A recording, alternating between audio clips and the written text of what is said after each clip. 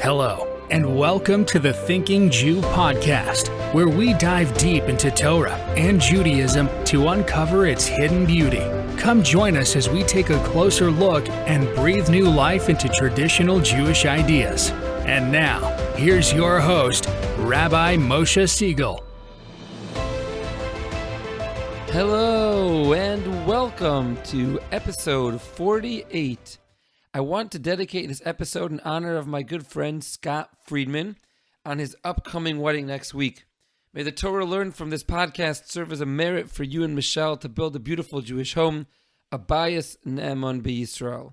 So I thought it would be an appropriate topic to discuss the basic process and understanding of a traditional Jewish wedding. There are many different aspects to a wedding, from the emotional, the legal, contractual, as well as the spiritual. The varying parts of the wedding reflect one or often multiple of these different elements. So let's begin.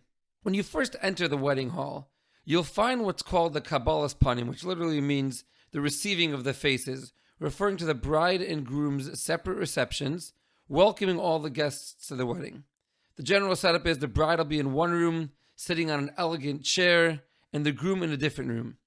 In Judaism, we view the bride and groom on their wedding day like a king and a queen, and the bride's chair that she sits on is likened to a throne. The reason that they're in two separate rooms rather than having one larger reception is because the bride and groom are not really supposed to see each other until the next step of the wedding process, like we'll discuss shortly. Many even have the custom that the bride and groom don't see each other for a complete week leading up to the wedding. At the groom's reception, often called the chassan's tish, which means the groom's table, the officiating rabbi will finalize and fill out the ksuba. The ksuba is a marriage contract in which the husband obligates himself to take care of his wife, specifically in providing her with food, clothing, and affection. And the final details are filled in here at this part of the process. The ksuba is then signed by two kosher witnesses and placed aside until later in the ceremony. This reception is often filled with food and l'chaims and joyous singing. After everything is filled out, the groom, surrounded on both sides, generally by his father and future father-in-law, is danced with singing and music towards the bride's reception. And this is called the Badekin. When the groom arrives, he walks towards the bride and covers her face with a veil. This is reminiscent of the verse in Genesis chapter 24, verse 65, in which Rebecca, when she arrives to marry Isaac, she covers her face with a veil. It's also an expression that the husband's recognizing that he's marrying the bride not for her outward appearance, but rather for her inner beauty. Once her face is covered, it's customary for the groom or his parents or the bride's parents or one of the grandparents or any of those that want to give a blessing to the bride. Now is a time that's customary to do that. The bride's face then generally remains covered until the chuppah ceremony. After this part is over, everyone basically goes to the chuppah room, finds a seat there, preparing for the actual marriage ceremony. The bride and groom go to their own spaces now as they themselves get ready to prepare to walk down the aisle as well. The chuppah itself is basically a canopy supported by 4 poles, open on all 4 sides, like the tent of Abraham and Sarah that was open on 4 sides, welcoming in guests and always looking to help other people. In addition to being likened to the tent of Abraham, the Zohar compares the poles of the chuppah and the cloth draped over it to the poles holding up the tabernacle, the Mishkan, and the cloth draped over that. And Kabbalah teaches us that just like the Shekhinah, the divine presence, filled the tabernacle, the Shekhinah comes down and fills the chuppah as well. And the Zohar adds that when the divine presence comes down from heaven to the chuppah, God first stops in Gan Eden and picks up the souls of any of the parents of the bride and groom that are no longer alive, and he brings them with to celebrate the chuppah of their children. And in a book called Sefer HaMinhagim, which documents the various customs of Chabad, he actually writes there that God brings the souls of the past 3 generations to join in the celebration of their descendants.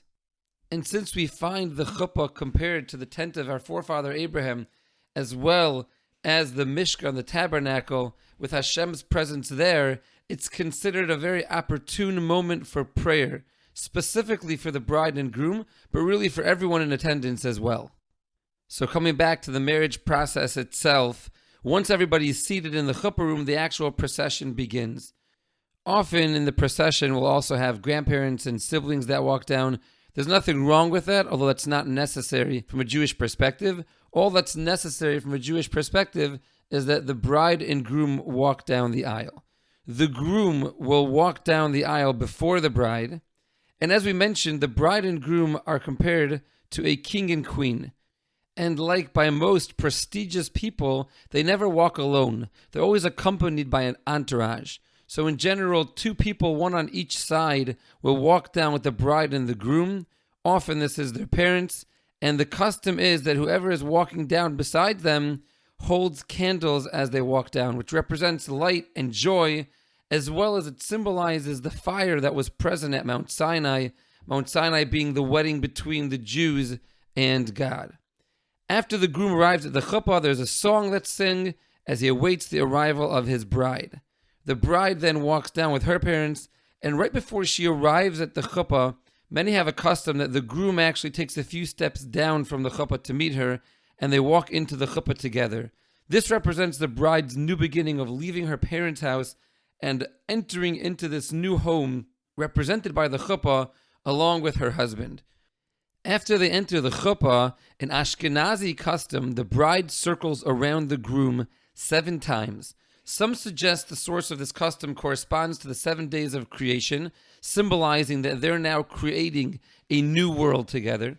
Others suggest it corresponds to the 7 circles the Jews marched around the city of Jericho in the book of Joshua, after which all of the walls of the city came tumbling down. So too the bride circling 7 times around the groom symbolizes that all the walls have fallen down. There are no longer any barriers between the bride and groom, as they're completely open and connected to each other as they begin this new chapter of life together. After this, the actual marriage process begins. And there are 2 legal parts of marriage in Judaism. One is called Kedushin, or betrothal, and the second, Nisuin, or marriage. In ancient times, these were often done many months apart from each other. However, the custom for many centuries now has already been to do them right next to each other. The first part of the process, again called Kedushin, goes as follows. The officiating rabbi makes a blessing over a cup of wine, and then the groom, using his right hand, places a solid metal ring on the bride's right pointer finger in front of 2 kosher witnesses, and he says the following phrase, "Behold, you are betrothed to me with this ring in accordance with the laws of Moses and Israel." The witnesses have to watch him place the ring on her finger, and that's the process. The reason we make a blessing over a cup of wine, which is really common at almost all Jewish celebrations, is because unlike everything in the physical world, which deteriorates over time, wine, like wisdom and spirituality, actually improves over time. It becomes better with age. So at all spiritual moments, we make a blessing over a cup of wine, which reflects this element of spirituality. The groom uses a ring that specifically has no gems on it or stones on it, because it has to be obvious to the witnesses and to the bride that he's giving something of value, and to properly evaluate any type of stone often requires an expert, so the custom is to use a pure piece of metal whose value is clearer. This completes the first part of the marriage, and to separate between the first part of the marriage, the Kedushin, and the second part of the marriage, the Nisuin, the custom is to read the Ksuba at this point. Again, the Ksuba is the marriage contract that was completed earlier at the groom's reception, and in it, the groom contractually accepts on himself to care for and love for his wife. After the Ksuba is read, we continue with the second part of the marriage. The Torah teaches us that God made man initially as one being, and he then separated the female from the male. Kabbalah understands from this that on a soul level, there's really only one soul. The male and female soul are part of one whole soul, and they were only separated in the physical world. So when a husband and wife get married, it's really a reconnecting of the joint soul that they've always shared together before entering separate bodies in this world. This powerful moment of reconnection of sewing these souls together and completing the person back to that one whole self takes place right now at this point, the second part of marriage. The Nisuin is accomplished by the bride and groom being under the chuppah together, and the process is that we make 7 marriage-themed blessings in honor of the new couple under the chuppah canopy. Often various rabbis or relatives are honored with making these blessings, and whoever makes the blessings walks up and stands under the chuppah, faces the new couple when making the blessings.